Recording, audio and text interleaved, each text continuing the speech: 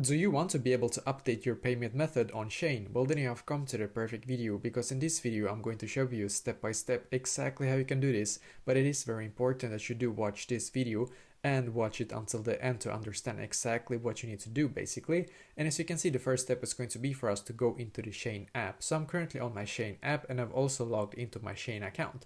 So to be able to actually update your payment method, we can try to click where it says me in the bottom right corner, as you can see.